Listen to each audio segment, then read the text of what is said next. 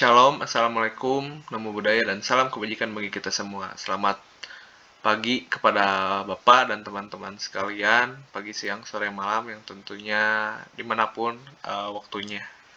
Pada kalian yang tentunya sekarang menyaksikan.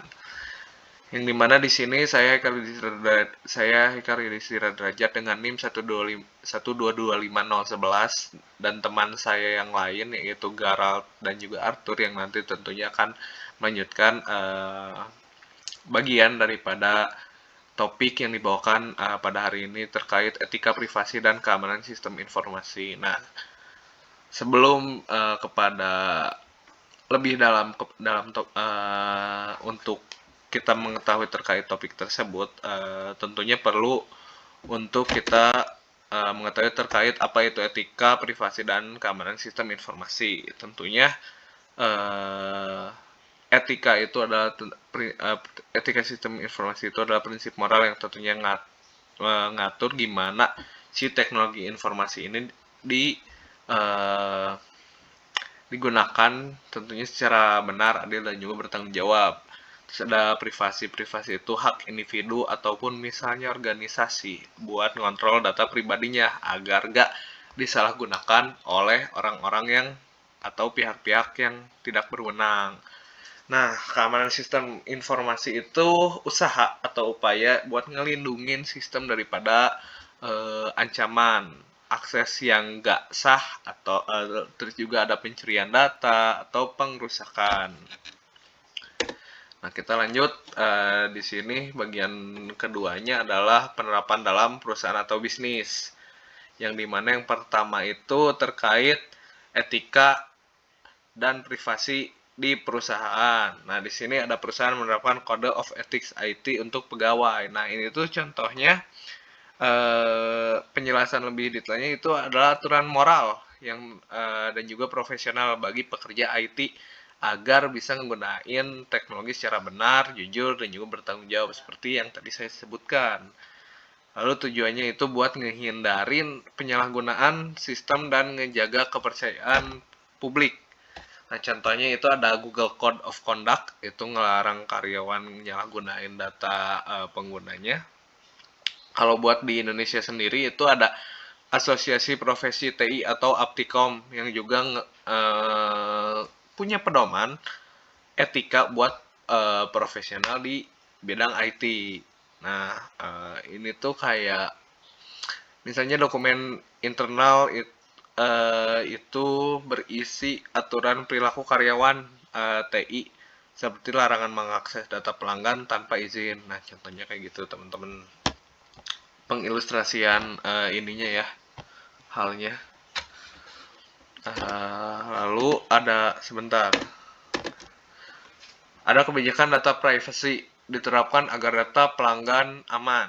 Nah, jadi data privacy ini itu ada pelindungan hak individu atas data pribadinya, atas data misalnya perlindungan data hak pelanggan atas data pelanggannya ya, buat nggak disalahgunain atau disebarin tanpa izin. Contohnya WhatsApp itu nge-enkripsi chat dan ngebuat itu gak bisa dibaca, misalnya pesan ya, si chatnya itu gak bisa dibaca antar sama pengguna WhatsApp yang lain.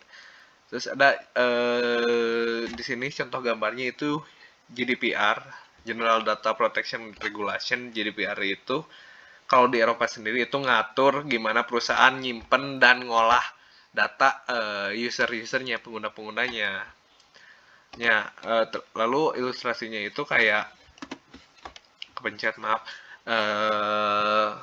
kebijakan accept cookies misalnya di website kayak misalnya kalian bisa ke Canva. Nah, itu tuh ada penyetujuan pakai cookiesnya apa enggak gitu di website yang minta izin sebelum nah, itu tuh ketika kalian nggak accept cookies itu buat nyimpen data kalian gitu, data kalian sebagai user atau pengguna.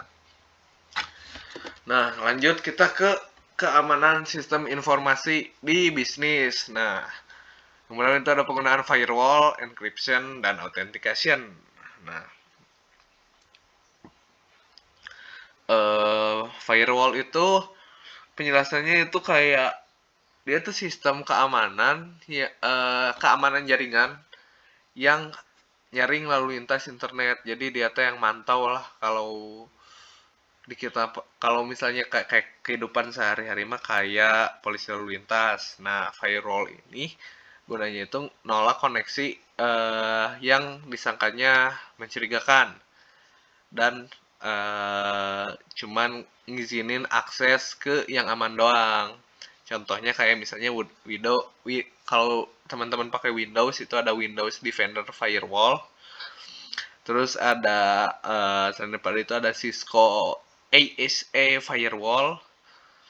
Itu di perusahaan tentunya buat ngelindungin server internalnya. Terus kayak firewall itu di perusahaan kayak buat gunanya tuh buat nyegah hacker luar yang akses database misalnya pelanggan gitu teman-teman. Terus ada encryption yang tadi sempat aku sebutin. Enkripsi atau ya encryption itu enkripsi ya bahasa Indonesianya itu proses buat ngubah data jadi kode rahasia agar gak bisa dibaca oleh pihak-pihak yang tidak berwenang. Contohnya adalah HTTPS pada situs web yang nandain bahwa koneksi itu terenkripsi. Ada BitLocker, misalnya di Windows itu nge-enkripsi seluruh isi hard drive. Nah, itu terus kayak misalnya contoh kehidupan di dunia nyatanya itu kayak misalnya kayak eh, lagi ada transaksi nih misalnya di e-commerce. Nah, data kartu kredit itu dienkripsi sebelum dikirim ke server kayak gitu. Terus ada authentication atau autentikasi itu proses verifikasi identitas pengguna sebelum diberi akses ke sistem kayak misalnya teman-teman login kayak pakai username sama password misalnya di Gmail. Nah, itu Gmail tuh aplikasi yang gunain kayak ya autentikasi ini atau authentication. Terus misalnya fingerprint login buat aplikasi mobile banking.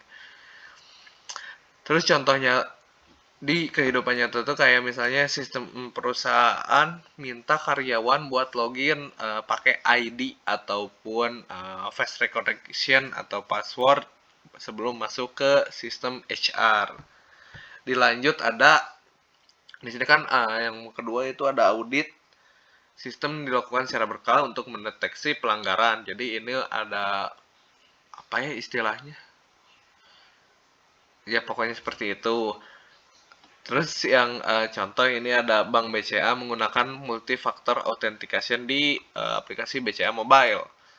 Nah, multifaktor authentication itu atau bisa disebut MFA itu proses verifikasi identitas yang ngebutuhin lebih dari satu bukti login. Biasanya kombinasi password, OTP, sama biometrik. Jadi itu disatuin dalam satu tahapan. Misalnya kayak login ya BCA Mobile kan itu pakai PIN uh, dan sama kode dari BCA. Terus ada yang kedua itu contohnya ada Google Authenticator yang ngasih kode tambahan ketika teman-teman login akun Google.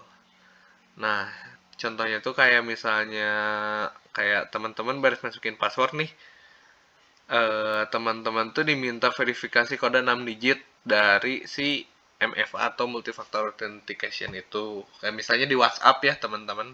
Nah, kayak gitu. Terus di sini lanjut ke cara kerja atau penggunaannya. Yang pertama itu mekanisme etika dan privasi. Sistem informasi ngatur hak akses data berdasarkan peran atau role-based access.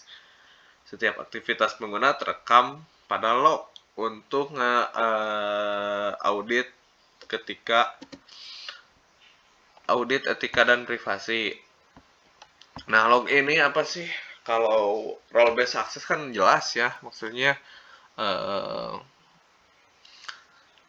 berdasarkan hak akses data berdasarkan peran. Nah, kalau misalnya si log ini adalah itu catatan aktivitas sistem. Itu rekaman otomatis dari setiap aktivitas pengguna dalam misalnya sistem tersebut digunakan untuk audit, buat terus juga ngeinvestigasi, terus juga buat keamanan. Contohnya kayak security log di Windows, itu nyatet siapa aja login dan kapan waktunya. Terus ada sistem ERP yang nyatet siapa yang ubah data transaksi. Terus kayak misalnya terjadi kebocoran data. Nah, si login itu digunain buat ngelacak akun siapa yang terakhir ngakses sistem. Lalu di sini kita lanjut ya ke mekanisme keamanan teknis. Nah, mekanisme keamanan teknis ini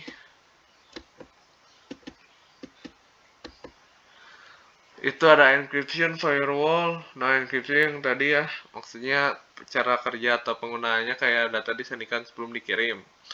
Terus ada firewall, nyaring lalu lintas jaringan yang mencurigakan.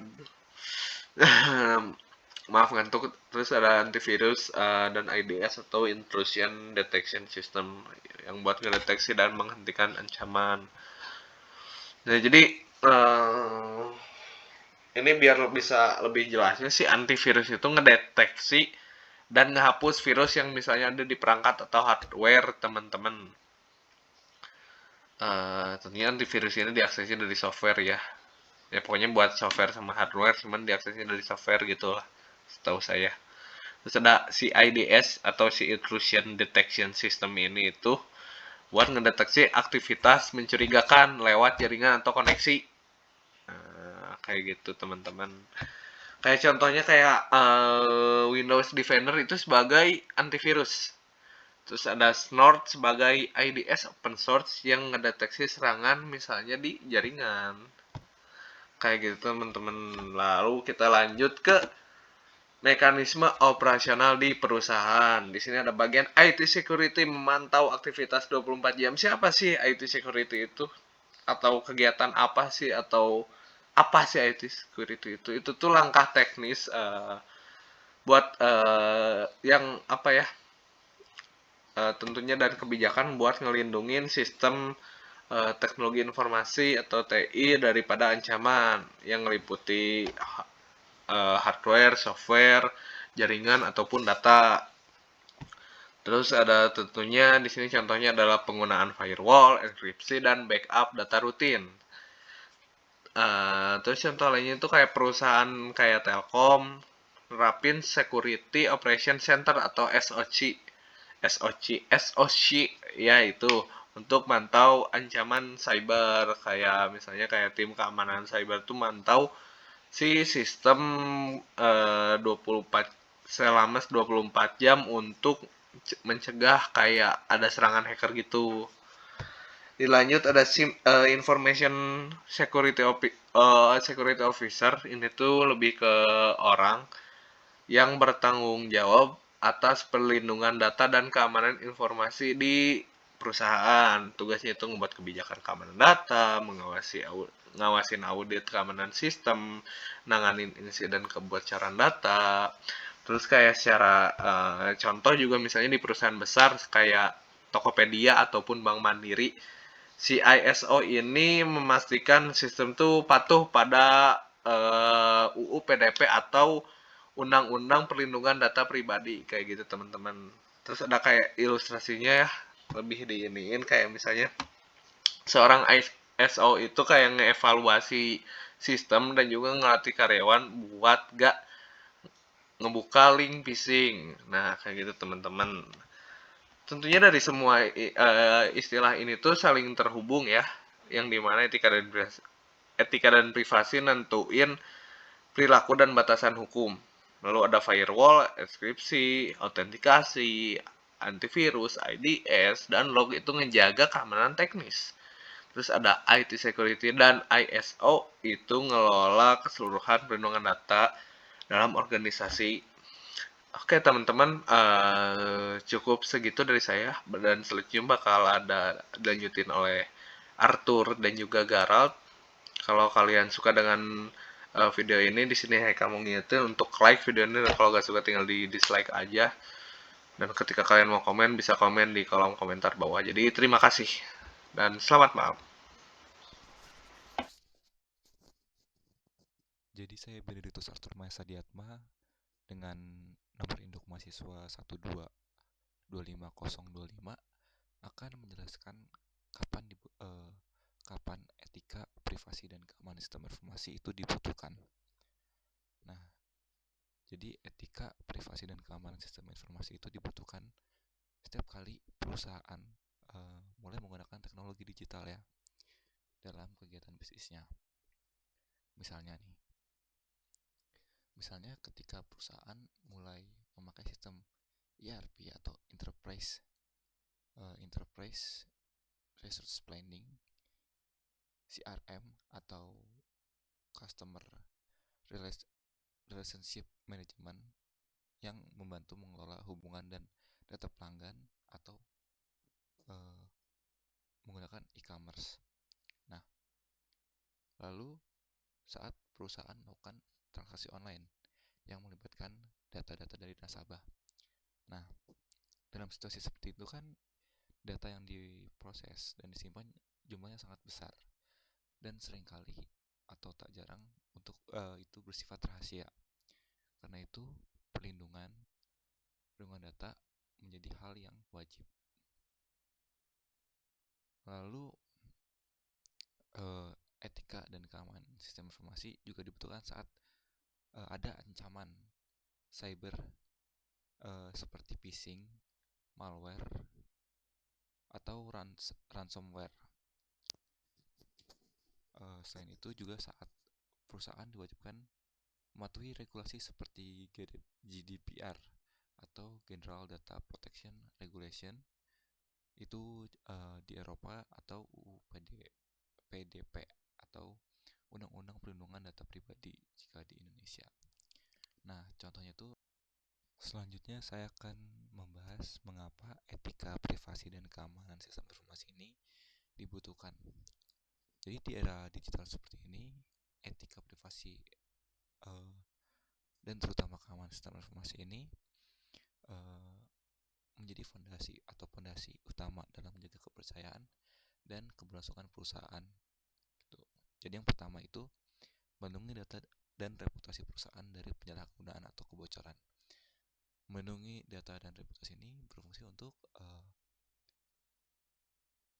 mencegah agar data-data atau data-data perusahaan ini tidak disalahgunakan oleh pihak yang tidak bertanggung jawab atau tidak berwenang.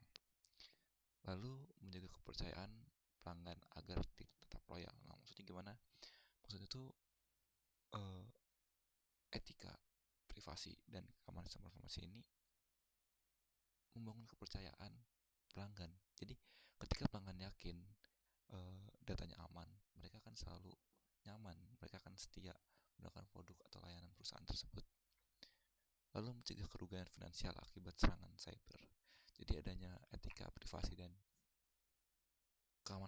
keamanan sistem informasi ini bisa mencegah kerugian finansial dari kebocoran data misalnya atau dari hacking atau peretasan gitu. Lalu ada menjamin kepatuhan hukum dan regulasi seperti UU Perlindungan Data Pribadi yang mengatur kewajiban perusahaan dalam menjaga keamanan data pribadi masyarakat. Selanjutnya ke contoh nyata. Ada 3 contoh nyata seperti Facebook dan Cambridge Analytica. Nah, jadi data-data pengguna Facebook ini disalahgunakan untuk kepentingan politik. Jadi akibatnya Facebook ini harus membayar 5 miliar US dollar dan kehilangan kepercayaan publik. Nah, solusinya apa? Solusinya itu kebijakan privasi diperketat dan audit internal diperkuat gitu. Lalu kasus kedua ada Tokopedia di tahun 2020 di mana data-data dari Tokopedia ini bocor. Jadi ada 91 juta akun yang bocor. Nah, dampaknya apa? Dampaknya itu yang jelas reputasi menurun dan kepercayaan publik anjlok atau tidak percaya lagi tidak yakin dan tidak percaya lagi kepada Tokopedia pada saat itu. Nah, Nah, solusinya apa? Solusinya itu sistem enkripsi diperkuat. Nah, sistem enkripsi itu adalah pengaman data dengan kode khusus. Juga sertifikasi ISO 27001 diterapkan, yaitu standar internasional untuk keamanan informasi. Lalu kasus kedua ada Bank Mandiri di tahun 2023, yaitu pencobaan phishing terhadap nasabah. Nah, jadi phishing itu adalah kayak memancing agar nasabah ini login ke pelaku supaya mendapatkan password lalu meretas gitu, kayak agar masuk ke akun si nasabah itu. Nah, dampaknya itu potensi pencurian dana nasabah. Jadi si pelaku ini akan mengambil dana nasabah jika phishing ini berhasil dilakukan. Nah, solusinya itu apa? Solusinya itu edukasi keamanan dan two-factor authentication. Selanjutnya saya akan membahas dampak jika etika privasi dan keamanan sistem informasi ini diterapkan. Nah, jika privasi, keamanan, dan etika ini diterapkan secara benar, maka perusahaan akan merasakan banyak manfaatnya, seperti yang pertama itu keamanan data meningkat atau keamanan data terjamin dan meningkat, sehingga resiko kebocoran data bisa dikurangi bahkan secara signifikan gitu. Lalu yang kedua itu kepercayaan pelanggan. Nah, karena mereka tahu data mereka dikelola secara aman dan profesional, maka kepercayaan pelanggan akan naik. Otomatis mitra bisnis juga akan meningkat gitu. Lalu yang ketiga adalah produktivitas meningkat karena sistem lebih stabil dan jarang terganggu oleh serangan cyber. Lalu ada kepatuhan hukum terpenuhi, jadi perusahaan bebas dari sanksi hukum gitu. Selanjutnya adalah jika diterapkan secara tidak seimbang, berarti dampak negatifnya. Nah, jika diterapkan secara berlebihan bisa timbul beberapa efek negatif. Jadi yang pertama, biaya implementasi tinggi. Jadi investasi keamanan siber dan pelatihan SDM akan besar karena biaya implementasi tinggi. Lalu ada sistem yang bisa menjadi lebih lambat karena banyaknya lapisan perlindungan yang diterapkan itu karena berlebihan. Lalu yang ketiga itu karyawan terbatas aksesnya karena aturan ketat yang menghambat kelancaran kerja. Selanjutnya yang keempat adalah resiko over control, di mana terlalu banyak pengawasan bisa menurunkan kenyamanan karyawan. Gitu. Perkenalkan, nama saya Garalt dengan NIM 1225010 dan saya akan menjelaskan contoh penerapan di dunia nyata tentang topik kelompok saya, yaitu etika, privasi, dan keamanan sistem informasi. Salah satu contoh dunia nyata dalam perusahaan itu adalah di dalam Google, mereka menggunakan sistem enkripsi end-to-end. Jadi enkripsi end-to-end ini saat kita mengirim file tersebut akan di enkripsi atau dibuat seperti sandi agar jika ada orang yang ingin mengambil dan berhasil mendapatkan data tersebut, mereka harus meretas enkripsi atau sandi tersebut. Dan saat data tersebut dikirim ke pengguna lain, maka enskripsi itu sudah dikasih kuncinya untuk mereka juga dan bisa dipakai dalam eh, pengguna yang dikirim tersebut. Lalu ada yang kedua, menerapkan AI-based threat detection. Lalu di perusahaan Bank Sentral Asia atau BCA, mereka menggunakan multifactor authentication untuk transaksi digital. Apa itu multifactor authentication? Uh, Multifactor authentication adalah proses keamanan yang mengharuskan pengguna memberi 2 atau lebih faktor verifikasi untuk mendapatkan akses ke akun, seperti kata sandi dan kode sekali pakai dari ponsel. Nah, kita lihat dalam gambar ini, kalau kita harus menggunakan kata sandi, ditambah verifikasi tambahan, seperti sidik jari, atau seperti yang saya tadi sebut, kode sekali pakai dari ponsel, untuk bisa masuk ke dalam akun tersebut. Lalu dalam perusahaan ini melakukan audit sistem keamanan secara berkala. Lalu untuk perusahaan Tokopedia, mereka menerapkan security awareness program bagi karyawannya setelah insiden kebocoran data.